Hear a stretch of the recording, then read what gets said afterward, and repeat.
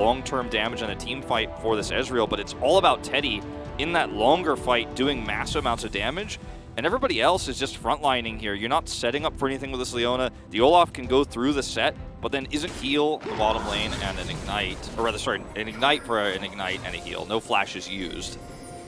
Well, in goes Cuz, looking to steal this one away. Dread moves back, but Carrier is going to get here first. Fly comes on down, as that is going to be the reset on the red buff. No one's died just yet, as Carrier is going to flash away, and Fly not going to be able to find too much. Meanwhile, on the bottom side, Teddy just solos out Leo.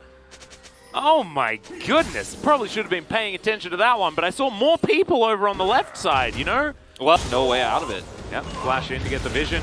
Really nicely done here is Keen.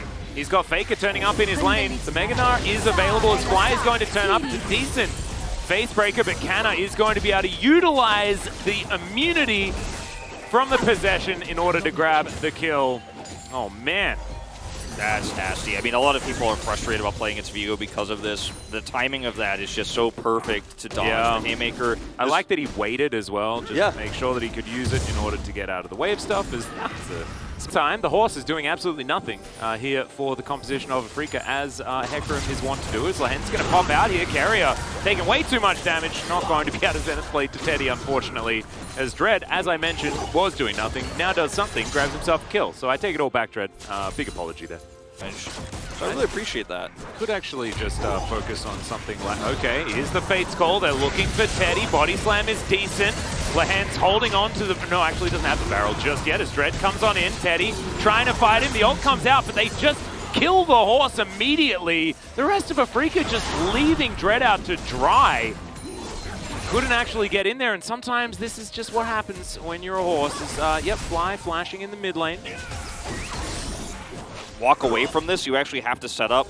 You have to get that Narbar online. Canna could be in trouble here as Dread's going to get the pushback. Teleport answer from Faker as Canna's still struggling. He's in the mist for the moment. Oh, gets a huge shield, but it's not going to be enough. The Rampage will do it here from Dread. Lots of shutdown. Yeah, they shut down the biggest member on T1. This should mean that this Cloud Drake should go over to AFREECA, and then it'll either be the Mountain or the Ocean Soul. Remember, monsoon season. I'm predicting Ocean Soul this game. Well, I would say that's a pretty good chance. As Fly's going to lose his turret, but they're going to get the Drake, they're going to get that kill, and there you go. Script. I have in the future. As okay, yeah, Lahen's going to be in a lot of trouble. That Body Slam not going to work, that cask not going to work. But if his goal was to, okay, never mind, Body Slam is going to get him a little bit further away. As there we go, Undertow will connect, and Cuz will lock down his first kill involvement of the game. Yeah, unfortunately, Kalista way too hard, because 2 items are up for Teddy and his third's on the way. You know, you're probably drowning in this game, sadly. Well, Teddy also now looking for Keen. Sidestep on the E is decent as Dread's going to gallop on in here, but that's a very dead Keen. No one able to actually get in here to save him, so that's sort of disastrous. He is going to be alive and has teleport before this Drake does come back up again. They put him in the bottom side of the map earlier and put the priority. True Shot Barrage actually doing a fair bit of work here. Teddy's the one that locks down the Rift Scuttle. Cuz can walk through without being afraid of Fly whatsoever because he has Ragnarok. That's for the power of this Olaf. Tana looking for the flank too. I think they're about to go in. Yep. Look at how much damage the Ezreal does in this longer trade. Yeah, exactly. And with the lower range here of AFREECA, it's like Ezreal's now a legitimate poke champion as Dread had already popped the Ghost, was actually looking to get on top of Canna, and they have just been pushed away here. AFREECA decide they're going to give this one up. Lost too much health. Weren't willing to take the fight. They just didn't pull the troll. Yeah, it's not ideal here. AFREECA have to do something. Yeah, anything. Yeah, it's down to half health now. Dread is going to be in the area. Doesn't have his ult though, so there's no way of getting over this wall. As now the Ghost is being popped. Okay, Baron just taken though, and AFREECA continue to just not do anything. As Lahen's going to back away, Keen going to do the same thing. And this is just like T1 walking in and taking all of their lunch money. Yeah, it really does feel that way, right? Like, Gragas could like switch his build up and go full AP damage. There we go. That's how they're going to do it. Lahen's the secret carry. As in goes Canna from the side. And Fly? Oh, yeah, Fly has a great flank. He's going to pick up Faker, though. Faker immediately flashes out. Decent Gnar there from Keen as the wombo has actually occurred. They did it. Finally in this game, but are they just too far behind? And I think the answer to that is absolutely yes. Leo is going to be able to grab himself a blue buff.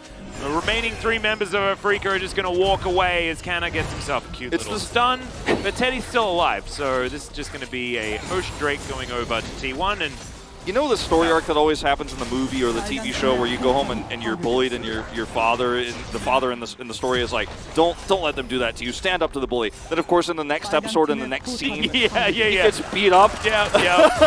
That was exactly what happened. Yeah.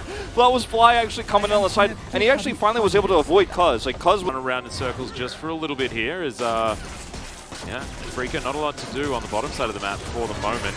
It's T1. Okay. In goes Lehens. He finds Faker yet again. This time he's able to be taken down before he can flash away. Oh, Carrier taxis himself out. McKean says, get back over here. It's a great Fate's call to make sure that Lehens stays alive. He gets another knock up the wallop. It's fantastic as Teddy. He's in a blender right here. Leo jumps over the wall to finish the job. And maybe, just maybe, AFREECA can grab an ace here as Cuz is running away. Canna still alive. AFREECA have done their best to ignore him. And so it is going to be 2 that make their way out. So as we were talking about AFREECA never pulling the trigger, never doing anything, finally Lehens finds the angle. And I want to point somebody out when we go to the replay of this fight. It's the man who just flashed the Teemo thumbs up. Where was he when this fight broke out? He was walking towards the other side of the map. He was way out of position. Couldn't do anything for his team here. Aaron, the amount of regen they have is very, very high. They do need Faker in this area.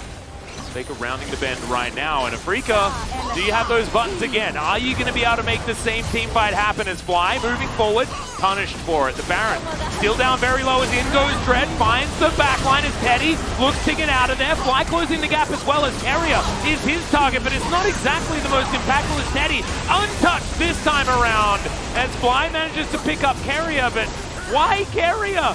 As the Baron's taken, Teddy is going to help grab that kill onto Fly, and T1 may just be able to barrel up mid lane and win this one as Leo out of position, looking to try and get into the base. The follow-up for Leo, he's about to have it, but Leo just doesn't have enough range to follow up on the engages from a Hecarim and a Set who's ulting in, right? Like, he was not able to get in and actually finish off those lower health targets, so eventually he's just chased away. Yeah, I mean, this is going to be the end of the game, as you called. Yeah. T1 going to go for double inhibitor here, wait for the minion wave. And Cuz, 3-0-4 at the end of it. It's the last time I ever make fun of an Olaf ever. It's just the greatest. Do you have any chance of winning this fight? Which you absolutely do not. Well, the Baron has been started. Let's see if there are any blue trinkets, as yes, there are. It's going to get on over here, and look, I think Lehens may get here. Yeah, you know, they basically 2-man the Baron for half of the health bar, so... Yeah, and it's probably almost dead at this point in time, as it is going to be a bit of a secret. Yep, down to about 3,000, and there's no way that AFREECA are actually going to be able to take the Baron, but can they take the fight? Here's the question. Carrier off to the side. I don't know why they focusing on this Leona so much, but maybe they just want to get one of these picks. The Solar Flare goes a little bit wide, and Carrier just wanders away in the end. Actually, AFREECA have scared out. I know. I mean, AFREECA have such a good defensive engage. I do respect T1 being so patient, but I don't think they need to be this patient. Okay, that's a face breaker onto Cuz. Not exactly an optimal target there to start a fight on, as Fly takes a lot there from the True Shot Barrage. He didn't even Ragnarok, so no, he's still got that. Yep. Okay, this Nexus turret very close to going down, but still hasn't been fully taken yet. It's in goes Lehens. Party Cast gets a small stun onto Teddy as Keen gets into the back line. Can they find the Ezreal is the question, as Leo trying to dance around this one. Teddy, though, does find himself some space. Fly trying to get on top of him. The Facebreaker does nothing, and T1 will find the last team fight. There's the ace, and finally, they're going to take the game. Teddy survives with a sliver of health and does an insane amount of damage. I don't know if the